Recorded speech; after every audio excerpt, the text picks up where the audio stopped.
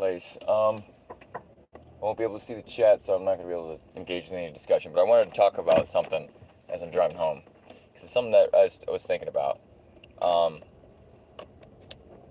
So I think the idea of debt is an extremely interesting one. And why do I say that?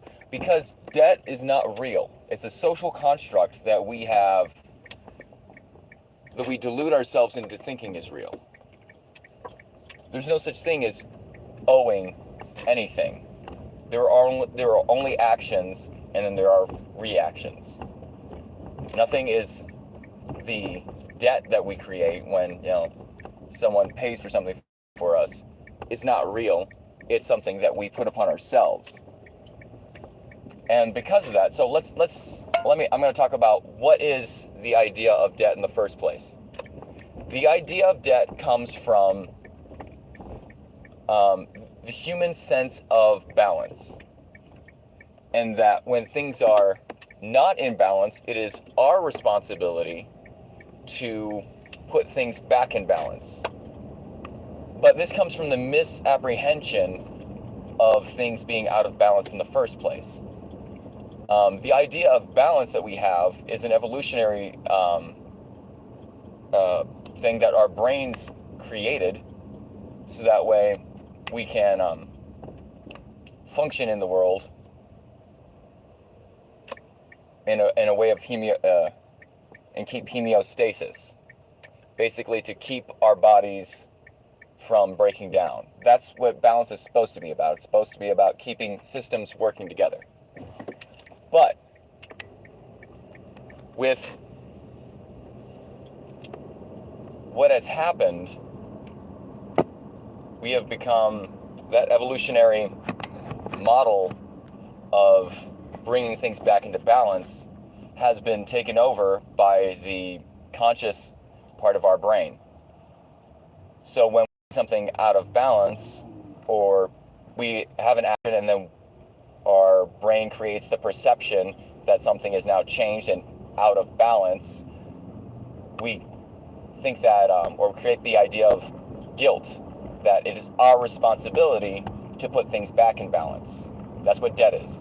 Debt is when we do something that creates an imbalance, and we have to instruct humans. Wait, I need to be in the right lane. Humans have gotten used to using the debt concept in social exchange. So, you need help, and I help you. Now that I've helped you, I've used up my own time or my own resources. Therefore, I have less resources. So now you owe me. It is the responsibilities on you to pay the debt and bring back balance. When in reality, nothing has been out of balance. Actually, if there was anything out of balance, it was the fact that you needed help in the first place. And the person on the outside is helping bring that balance about. But the more selfish aspect, or you could say the psychopathic aspect of humanity, has used that guilt of personal responsibility that we need to bring things back into balance against us. What do I mean by that? What I'm talking about is, so imagine a bully. Imagine a bully who, okay, let me restart this analogy. I'm losing it because I'm driving at the same time. I'm trying to make sure that I'm following the right path to get to the highway.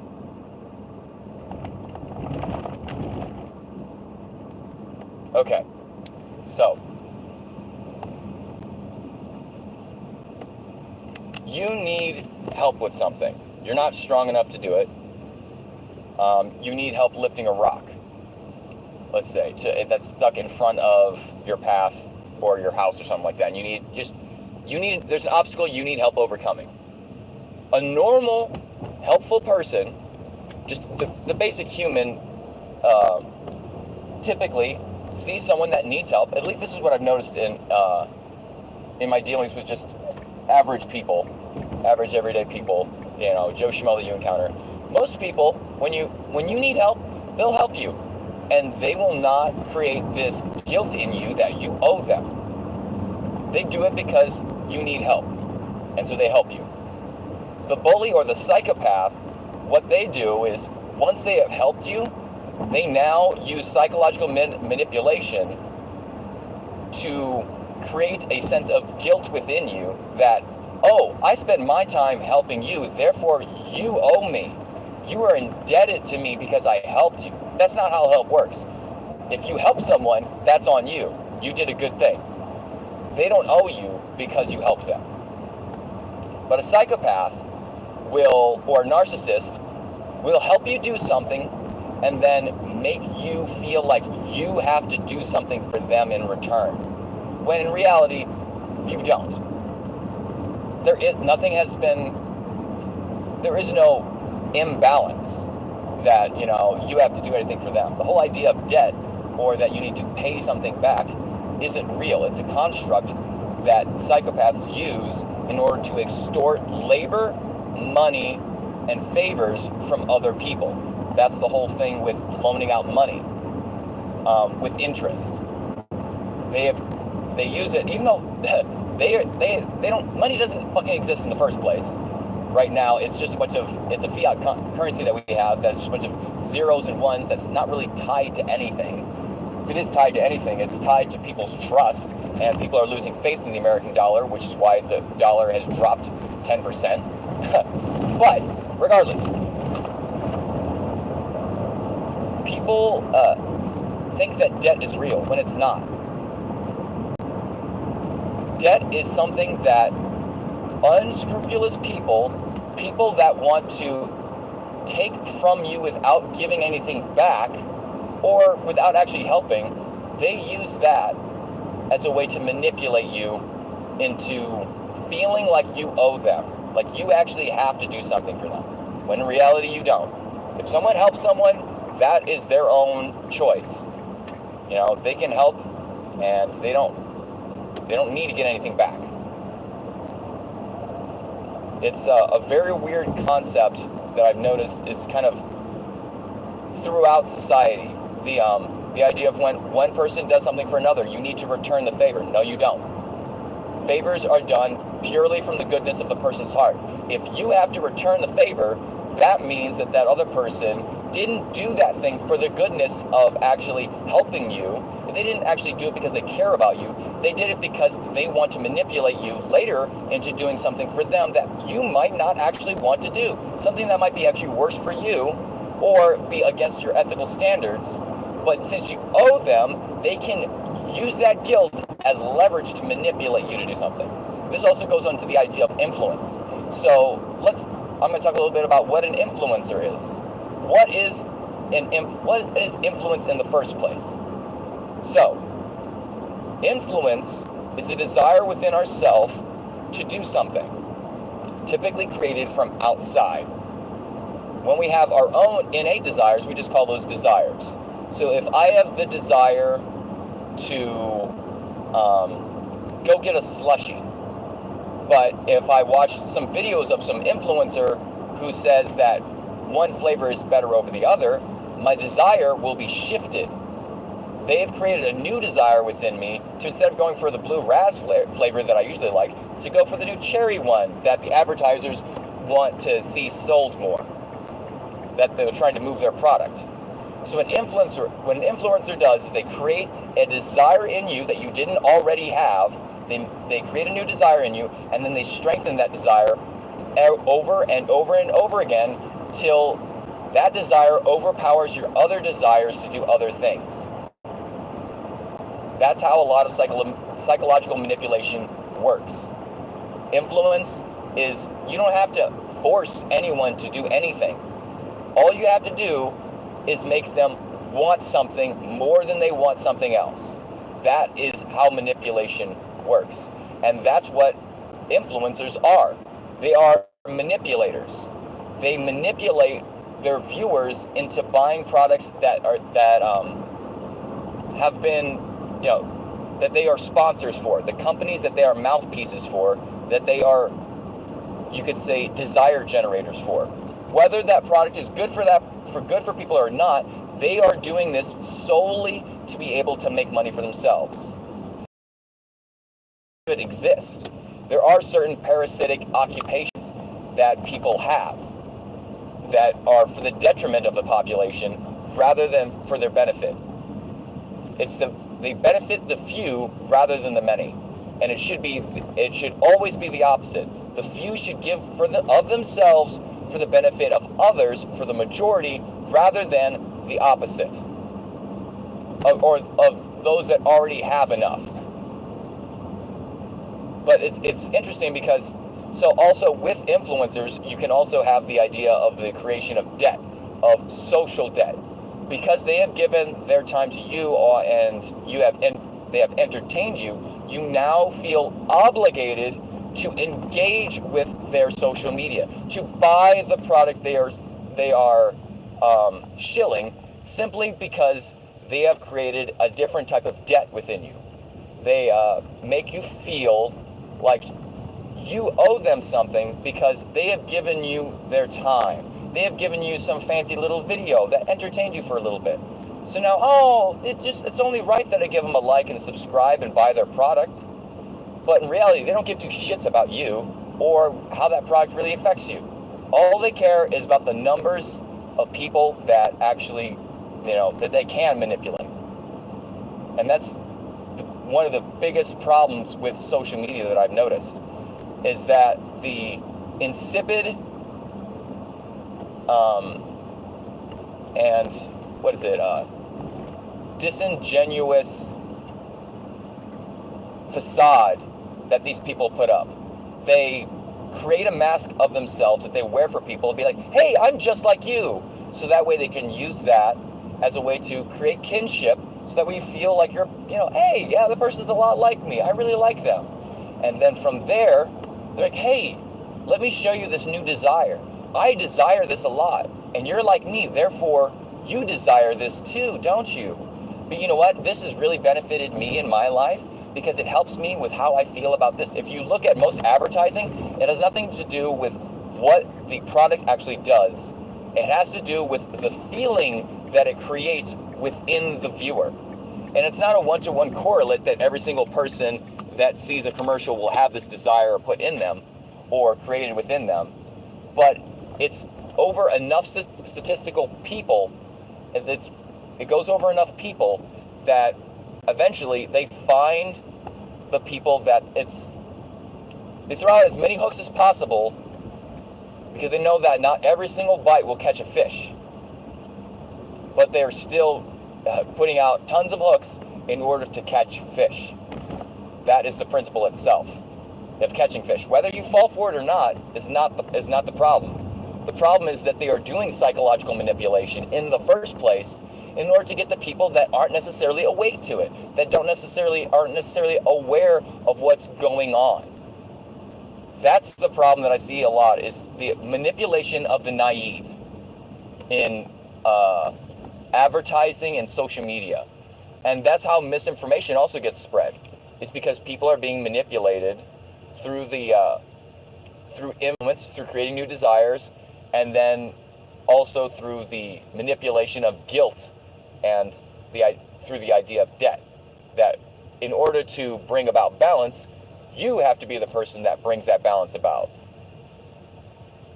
Instead of them admitting, oh, you don't actually owe me anything, I helped because it's the right thing to do. No, you now have to go do something for the dear leader, because they gave of themselves to you. That's how a lot of people fall for these really weird dictatorships, is because they feel in debt to the leader, to their dear leader. And in order to feel like they have created balance, they have to give of themselves to the dear leader in whatever favor, whatever way the dear leader asks. And I know this is a really long freaking rant about just bullshit, I guess, but I feel like if I at least speak about this stuff and some people can hear it, some people might become aware of what's happening, spread that information, and help others not fall for scams and for these massive psychological manipulation that we are constantly undergoing via the news, via the algorithmic social media platforms, and via the talking pieces that people become of those things. Because I've noticed a lot of times when people will get enamored of a leader, and then since they feel indebted to that leader and they want to return the favor of all the things that they perceive that the leader has done for them, they become talking pieces and spout the same talking points that the dear leader had. Even if it's wrong, they don't think about it. They don't think it through. They're not thinking about the words they say. They are just saying they're saying the points in order so that way they feel like they have helped their little leader achieve his goals or her goals. And there's lots of, it's not just in politics, there's lots of other things that this applies to. But anyways, I've been rambling for too long and I just got home.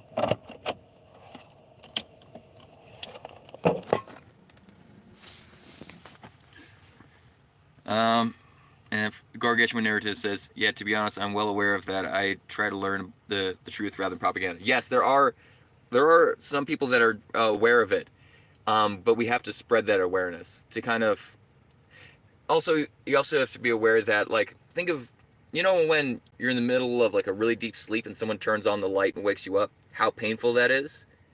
A lot of times we react badly when someone turns on the light and wakes us up. So you have to be very, very careful about when you do wake people up, because they'll react very badly. They might wake up afterwards, but they're going to react very badly in the moment. So you have to either do it with gently or just kind of take it,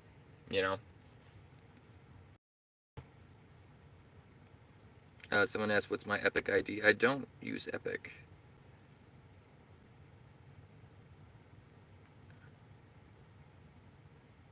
Yeah, I try to focus on the road as much as possible. Go Richmond, but I try to also focus on the cars around me, because the road is one thing, but also the people that are interacting are the danger. It's not the road itself; it's the people that you encounter on the road. Gargation narrative: desire comes when you're financially stable, or in that you just struggle to survive. In a way, yes. We're always just trying to. A lot of us are struggling to just reach that normal balance, and then we have the surplus desires after that. But we could go into Lacanian a discussion of desire in a different stream, maybe. True, that's how advertisements work. Yes, loans on interest are worst. Agreed. Oh, привет, by the way, for the Russian brother that was in here earlier. I can speak all of like maybe 3 words in Russian. I would love to do storm chasing. Hey, Basil, I'm sorry I missed you. Storm chasing. I haven't done that in years, since I was a kid. I try to. See, the thing is, everybody that speaks feels like they are speaking the truth, and if they're lying, they're doing it consciously. Because to truly lie, you have to be aware that what you're saying is not the truth. But most of the time, people are speaking what they consider the truth. So I try not to preach truth. I try to preach perspectives and different ways of looking at things. Because the fact is, there is an object out there that we're all, kind of blindly feeling around. And the truth is whatever statement comes closest to defining that object. But we can't find truth until we all look at the object and discuss the different aspects of it, and kind of use dialectic to find out what's actually there. But anyways, I'm going to have to go in. I'm feeling sick as fuck today. It was hilarious is that I looked at the guitar stream from earlier. The stream output the sound versus the input were at different bit rates, so my voice came out super chipmunk, which was freaking hilarious. But because like I felt like my voice was like super deep this morning because I've not been feeling well. But now I sound like a freaking chipmunk on the stream, so yeah, that was funny. But anyways, I'll catch y'all later. I just wanted to ramble about desire, debt, and these things that I've been thinking about today. So catch y'all on a different stream.